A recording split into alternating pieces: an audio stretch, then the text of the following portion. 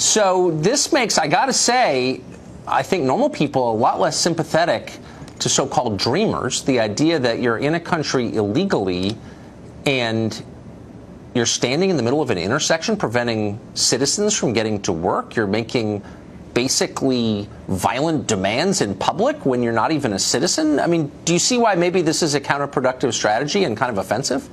Well, regardless of whether you agree with the protests or not, they have a constitutional right to express their opinion. But to the point about... No, actually, wait, stop. Stop with this. I mean, you're a lawyer. They don't have a constitutional right to block me from getting to work in the middle of a public street. I'm sorry, they don't. You may disagree with it, but again, this is about actually not it's not disagreeing with it. I'm giving you the fact. You don't have a constitutional right to stand in the middle of the street and prevent traffic from going. Absolutely, you do. This is about making sure that, and again, then why were they arrested? Well, I thought you were a lawyer. Well, absolutely. They have, obviously they're doing the civil disobedience, and obviously they're expressing. That's why they're being arrested, because obviously they're enforcing the law. But again, okay, so they don't have a wait, I mean, just wait, hold on. I wouldn't stop you on this small point if you weren't an attorney, the first illegal alien attorney in New York. But just to be clear, you don't have a constitutional right to block traffic. You have a constitutional right as a citizen to express your views. It's protected by the First Amendment, thank God. But you don't have a constitutional right to get in people's way on a public street, period. So I guess my question is, if I try this in Mexico or Venezuela, Honduras, Nicaragua, China, name a country, that would be insane. If I showed up in someone else's country and said, I have a right to influence your political system, they say, you're not even a citizen. Buzz off. I'm blocking traffic now until you pay attention to me. Like, no one would put up with that except us, right?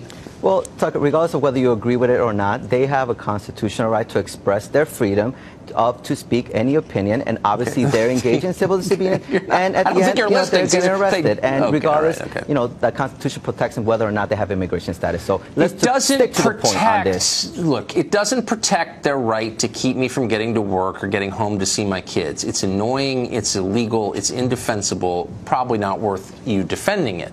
But look, again, by definition, non-citizens do not have a right to influence our legislative system. Only citizens have that right. That's the difference between a citizen and a non-citizen, and you're trying to erase it. And you can see why American citizens might resent that, can't you? Well, you're wrong, Tucker. U.S. citizens have the right to vote. Absolutely, they have the right to actually cast a ballot.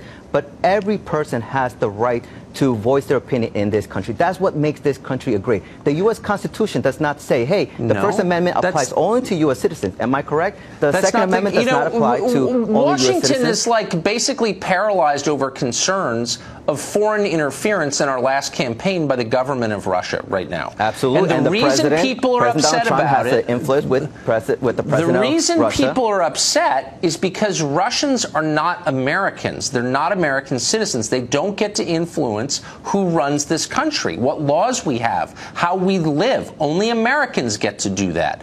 Why is this different? I don't understand.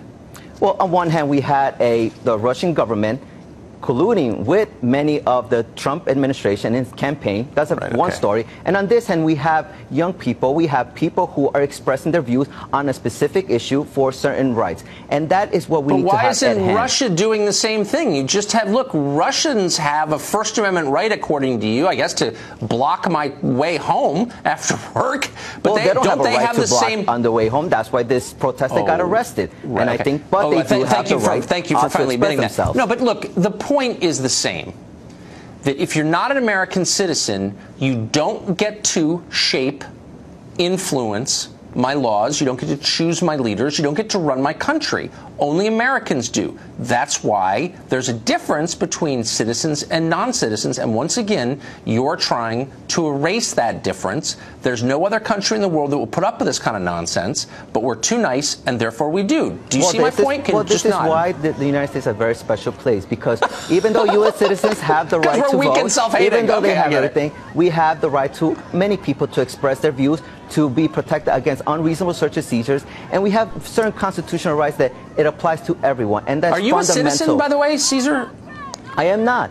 But I do hold the Constitution that applies to everyone. So when you say we, it's not really we. You're not a citizen of this country. I am an American. You seem like a nice guy and everything. Story. No, but you're not an American. I mean, there's a legal definition here. I'm not attacking you personally. What is the legal definition for being an American? The legal definition is citizenship. That's what the definition is. It's really simple. No, absolutely. Are you a citizen? Can you vote in our elections, or can't you? I cannot vote in the elections, but I can voice my opinion as an American. And I am going to be an American pretty soon, because I'm going to continue to advocate and to represent my community and to demand, just as many Americans have demanded you're in someone else's generation. Country, and you get, again, I'm not attacking you personally. Oh, of course. I just think the but distinction is a meaningful one. We want to be very clear of what it means to be an American. Being American does not mean a piece of paper. Being American is about holding certain values, about freedom, about liberty. You actually don't hold those values. It's about believing in the rule of law, and you don't. So actually, you just invalidated your claim to Americanness as far as I'm concerned. Anyway, Caesar, thank you for joining.